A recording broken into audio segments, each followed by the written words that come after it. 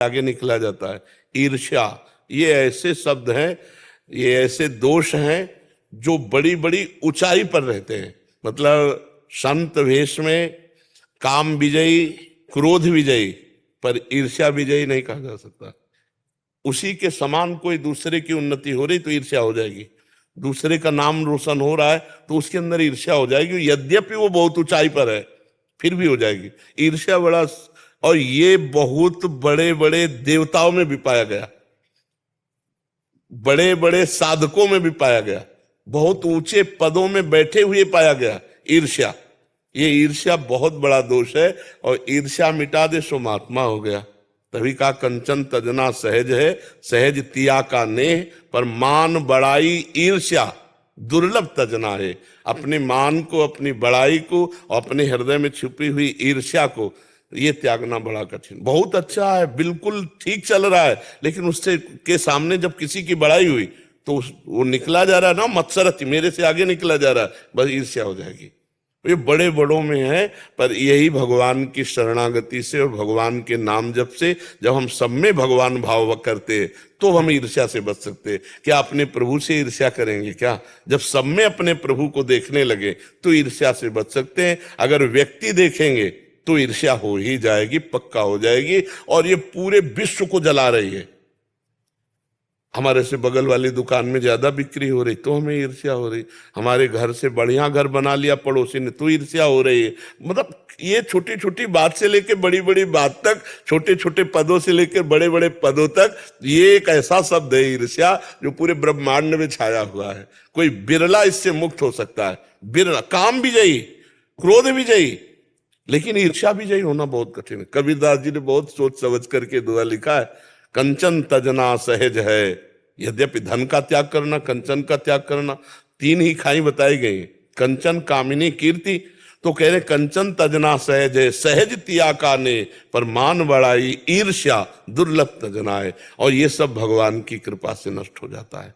जब जीव भगवान का भजन करता है, भगवान के आश्रित रहता है, सब में भगवत भाव रहता है, तो अब जैसे मन ने दिखाया भी कि इसकी तो उन्नति हो रही, तो कह रहे भगवान की कृपा है उसके ऊपर, वो ईर्ष्या नहीं करेगा। और जो भगवान से नहीं जुड़ा फिर तो ईर्ष्या ही ईर्ष्या है। और खास करके ये मतलब जब अपने से कोई आगे बढ़ रहा हो तो उसमें ज्यादा आती है। ये नीचे वाले की तरफ ले आएगी, ऊपर वाले की तरफ ज्यादा आती है। नीचे वाले की तरफ तो है बुद्धि रहती है ना कि हमसे नीचा है, ऊपर की तरफ बड़ा ईर्ष्या का विचित्र रूप होता है। विकास जी लखनऊ से। महाराज जी आपके चरणों में कोटि कोटि प्रणाम। महाराज जी मैं जानना चाहता हूं कि शरणागति क्या है? भगवान और गुरु की शरणागति में कोई भेद है क्या? भगवान अव्यक्त रूप में है और गुरुदेव व्यक्त रूप में है, पर शरणागति की पद्धति एक ही है। तन वांग मनोभिर अमलई सोहम त्वयि वाश्रितः। शरीर से, वाणी से, मन से और स्वयं से निर्मल होने के लिए, भगवत प्राप्ति के लिए हम शरणागत होते हैं। चाहे गुरुदेव की हो, चाहे इष्ट देव की। इष्ट देव की आर्त भाव से, हृदय से होती है, वो गुरुदेव की कृपा से होती है, पर पहले गुरुदेव की शरणागति होती है। जब हम किसी महापुरुष का आश्रय लेते हैं तो हमारी क्रियाएं, तन से शरणागति का मतलब है तस्मात् शास्त्रम प्रमाणम ते कार्याकार्यो व्यवस्थितो। हमारे शरीर के कार्य और अकार्य की व्यवस्था, विधि और निषेध की बात शास्त्र में कही गई है। तो हमको जो शास्त्र प्रमाणित कार्य हैं वो करने, जो निषेध है वो नहीं करने, और उन कार्यों को भगवत समर्पित कर देना, ये शरणागति शरीर की हुई। वाणी से हम कभी भी असत वार्ता, दुखद वार्ता, दूसरे का अहित करने वाली अश्लील भाषण, गंदी बातें ये ना बोले। हम भगवत चर्चा, हितकर बात, पवित्र बात, सत्य बात, तो हमारी वाणी की शरणागति हो गई।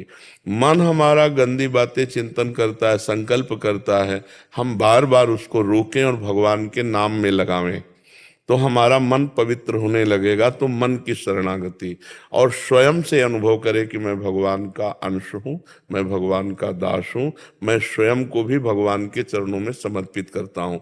तो तन, मन, वचन और स्वयं जब शरणागत हो जाता है तो फिर भगवान जिम्मेवारी ले लेते हैं।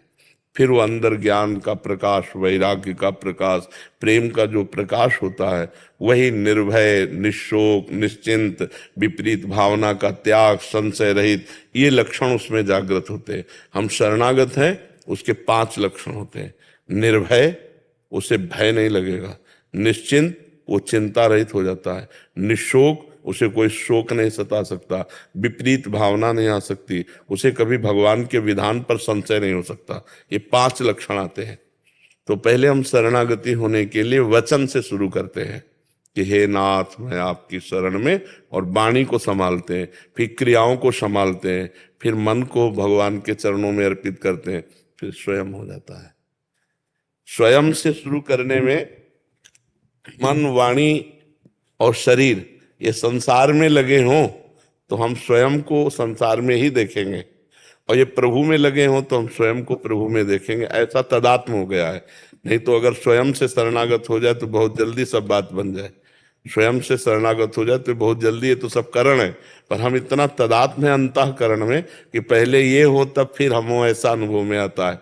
तो यहीं से शुरू करें, वचन से, फिर क्रियाओं से, फिर मन से, फिर वेश का महत्व है। तो आचार्य परंपरा से 2 मार्ग हैं, एक है निवृत्ति मार्ग, एक है प्रवृत्ति मार्ग। प्रवृत्ति मार्ग गृहस्थ मार्ग कहते हैं, और निवृत्ति मार्ग विरक्त मार्ग कहते हैं, जैसे हम लोग परंपरागत हैं आचार्यों की। तो इसमें वेश के अनुसार हम अपनी मर्यादा में रह करके निरंतर भगवान का भजन करते हैं, और गृहस्थ में है तो भोगों के बीच में रहकर धर्म मर्यादा का पालन करते हुए भगवान का भजन करके भगवान की प्राप्ति। ये भोगों का त्याग करके, जो सांसारिक भोग हैं उनका त्याग करके गुरु परंपरा के अनुसार उसी साधना में लग करके भगवत प्राप्त होते हैं। तो वेश की जो मर्यादा वो निवृत्ति परक है, निवृत्ति मार्ग, वैराग्य मार्ग का प्रतीक है। अब वो उसी वेश का लोग दुरुपयोग कर रहे हैं। जो गंदे लोग हैं वो उसी वेश का अपने गंदगी छुपाने के लिए आश्रय ले लेते हैं। तो ये होता है कि संत जन ऐसे, संत जन ऐसे नहीं होते। प्राण चाहे निकल जाए पर भूल ही न दें कुमार्ग पाऊं। वो भूल करके भी गलत मार्ग में नहीं चल सकते, जिनका लक्ष्य श्री भगवान है। छोटी मोटी गलतियां हुई भी तो करो सदा तिनके रखवारी, जिम बालक राखे महतारी। भगवान अपने बच्चे की तरह संतों को संभाल करके उन्हें असली संत बना देते हैं। तो संत मार्ग है एक, आचार्य परंपरा है। आचार्य परंपरा से जो विरक्त है उसी के आगे संत। अब किसी के विषय में क्या कहे, कोई भी नहीं, तो आचार्य परंपरा है हमारे वैष्णवों की, हमारे सन्यासियों की। आचार्य परंपरा से वेशभूषा लेकर आचार्य परंपरा की पद्धति से साधना करके भगवान को प्राप्त हो। ऋषि मुनि संत महात्मा, उनको ये पद्धति है। प्रवृत्ति मार्ग, गृहस्थी मार्ग, निवृत्ति मार्ग, विरक्ति मार्ग। समझ पाए आप क्या पूछना चाहते हो? महाराज जी कह रहे थे सोते हुए जप या ध्यान कैसे हो सकता है? पहले तो नींद को काबू में करें, नहीं लेटते ही सो जाओगे। शवासन में जैसे लेटा, साधु महात्मा इसी पर प्रवीण होते। पड़े हैं तो भगवान में, खड़े हैं तो भगवान में, चल रहे तो। कबीरदास जी कहते ठाड़े बैठे परे उताना, कबीर कहाँ हम राय ठिकाना। ठिकाना अर्थात परमात्मा चिंतन में रहते हैं। अब जैसे आप शयन के लिए गए और आप तन्मयता पूर्वक भगवान का चिंतन कर रहे हैं, पहले तमोगुण पर विजय प्राप्त करें, नहीं तो जाते ही थोड़ी देर में नींद आ जाएगी। नींद आ गई तो फिर सो गए। तो तमोगुण को कब्जे में करने के लिए पहले सतोगुण भोजन करें। सतोगुण सात्विक भोजन। अब भोजन की तो बड़ी समस्या है, सात्विक भोजन मिलना बड़ा कठिन हो रहा है। नहीं, जो सात्विक चीजें उनमें गंदी चीजें मिलाई जा रही, जैसे मानो दूध है, पता नहीं दूध है कि केमिकल है कि क्या मिलाया गया है। घी है, पता नहीं चर्बी मिली है क्या मिली, कुछ भरोसा नहीं है ना। जो हमारे सतोगुणी चीजें हैं वो तो सब घोर अशुद्धता मिलाई जा रही, घोर अशुद्धता। तो सतोगुण भोजन बड़ा कठिन हो गया। अब रजोगुणी और तमोगुणी की बाढ़ है। अब लोग तमोगुणी पर भोजन रजोगुणी पसंद करते हैं, होटल का, चाट चूट का। तो इससे तो रजोगुण तमोगुण आएगा। इससे भोग विलासिता बढ़ेगी, निद्रा, आलस्य, प्रमाद, क्रोध, ये चीजें बढ़ती हैं।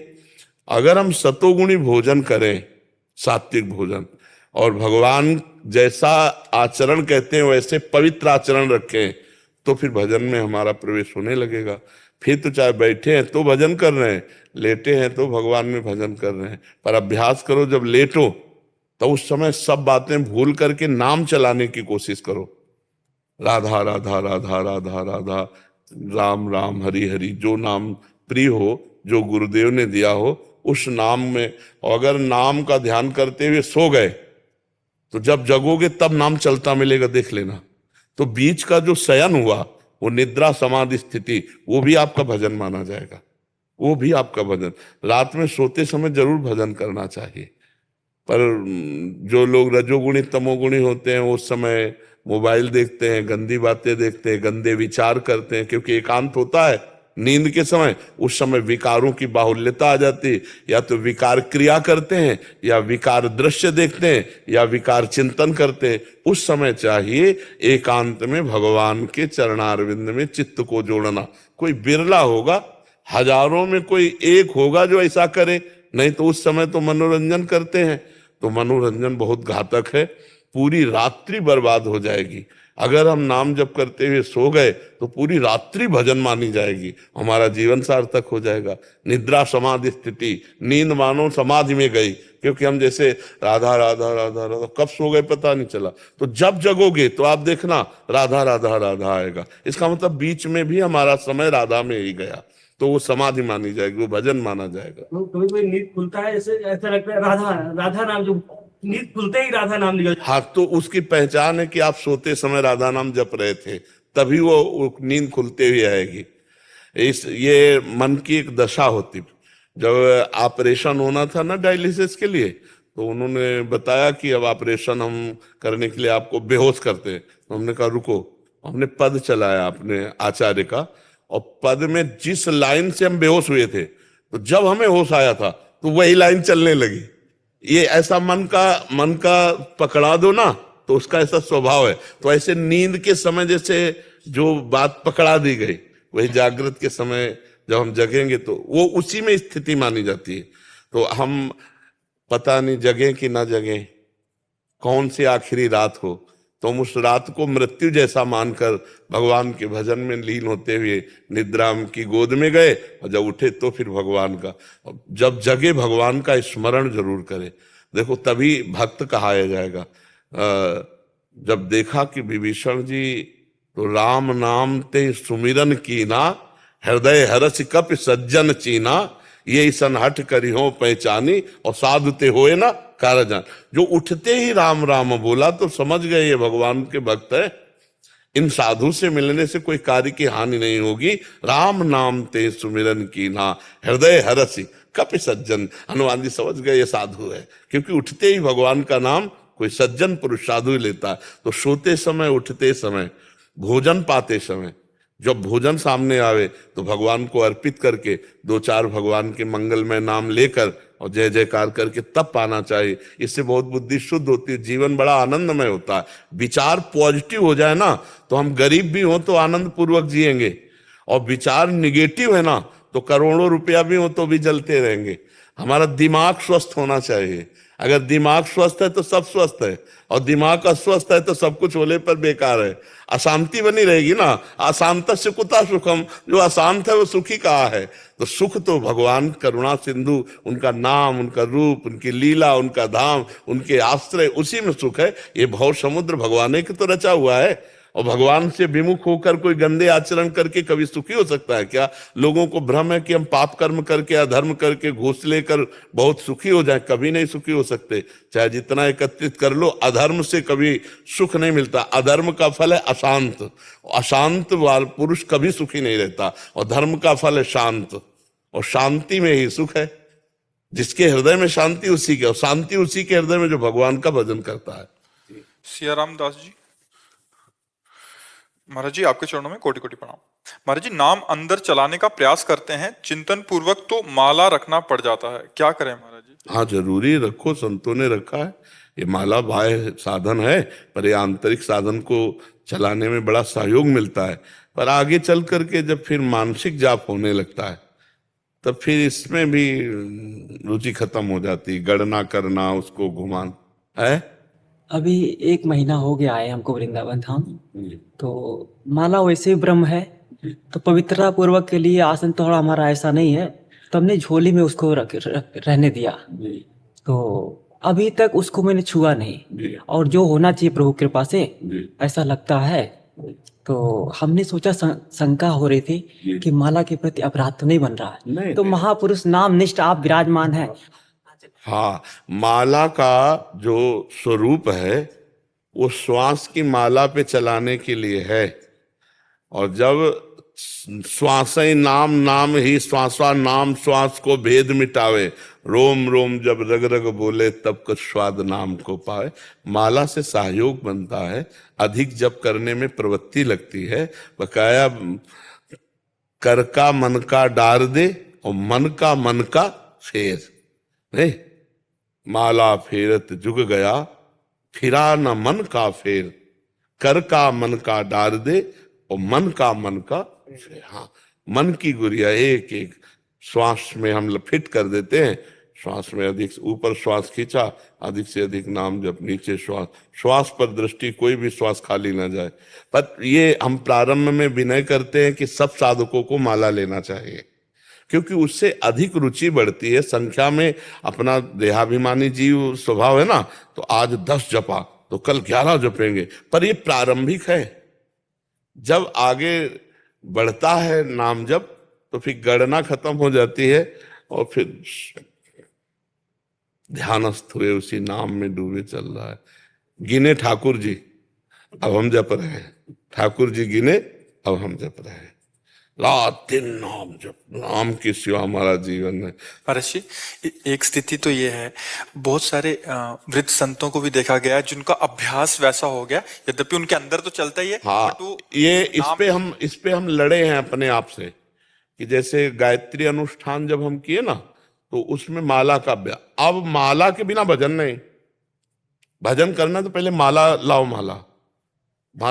अब माला के तो काफी दिन तो अंगुली केवल चली है, माला नहीं रखा, केवल अंगुली चली अभ्यास में। महाराज जी, वो भी एक अभ्यास है, ये भी एक अभ्यास है। बहुत जोर का अभ्यास है। पूज्य चंद्रशेखर बाबा को अस्पताल में ले गए तो उन्होंने कहा कि माला हटाओ, उनका माला नहीं हटेगा। है जैसे हम बड़ों को देखते हैं, महापुरुष जिस मार्ग में चलते हैं वही मार्ग होता है। महाजनों गतेन सपन था, तो वैसे ही, और वैसे ही आनंद की अपने खुद अनुभूति देखो।